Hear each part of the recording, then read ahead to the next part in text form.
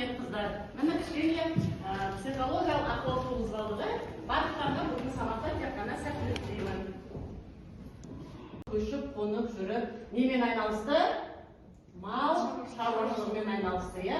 Етін жеді, сүтін ішті, және соның жүндерін пайдаланып, апаларымыз, әжелеріміз осы уақытқа дейін бізге мұра қылып қалдырды. Нәски тоқимыз, кілем тоқимыз, сырмақ жасаймыз, иә? Ал енді осы күбіні пісіп, қазір май алып көрейік. Қанша май шығады екен ішінен?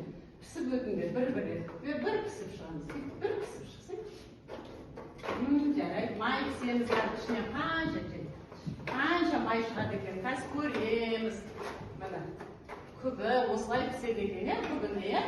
Міне қыздар, өте жақсымын. Ал енді ішінен қаншалықты май шыққанын көрейік қазір. Ой, керемет май шықты ғой, кәні қыздар. Майданын ала қойыңдар енді ішіне.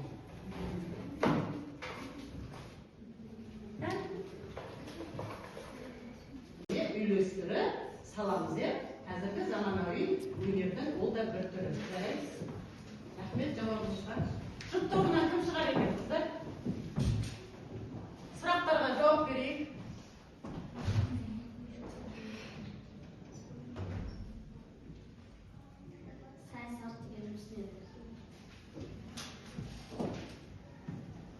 Сайынсат дегеніміз не? Көмектесіп жіберейік, топқан.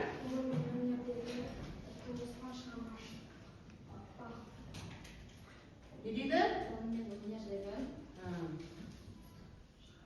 Тоғысқан шығармашылық жұмыстар, иә? Қазір мысалы, сайынсат бізде қалаларда үйлердің сырттарында не көресіңдер қазір? Үлкен зәулім үйлердің сыртында. Иә? Артыс не екен? Қай жақтың өнер екен қақылаума дейді? Орыс қалпының өнер екен. Қақылауын? Ағаш бұйымдарына қызыл және алтын түстес қара бояулар арқылы салынады, иә? Ағаш қасықтар да бар ғой, мысалы, осылар көбіне пайдаланады. Рахмет.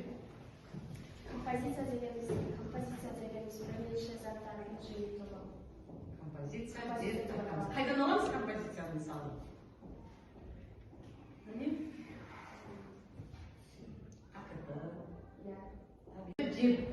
Жүр екен, иә?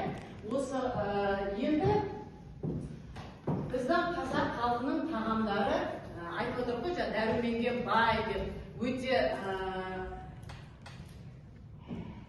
таза өнімдерді пайдалануға барлықтарыңызды шақырамыз. Енді талқан бұл жет қазақтың өте пайдалы тағамның бірі.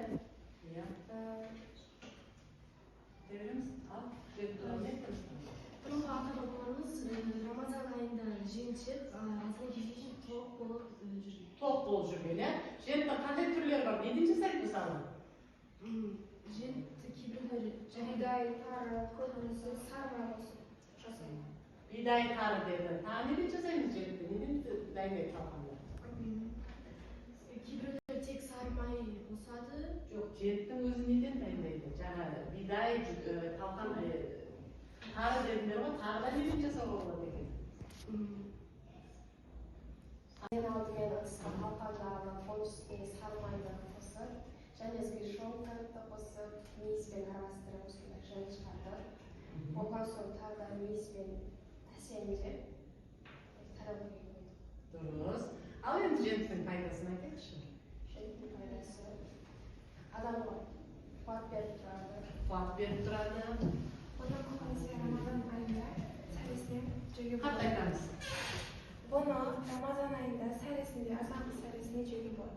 Жеуге болады. Ал неден жасайды екенбіз жемтің өзін? Бидай, тары,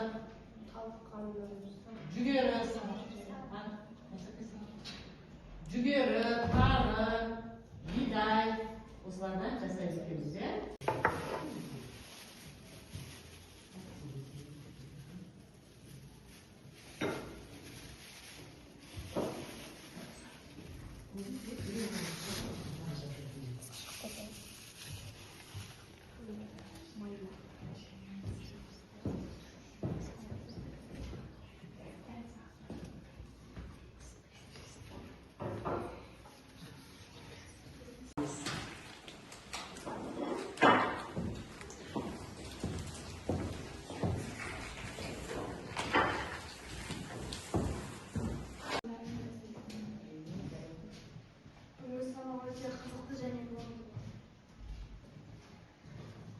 siz maqman qattiq unadi, sabah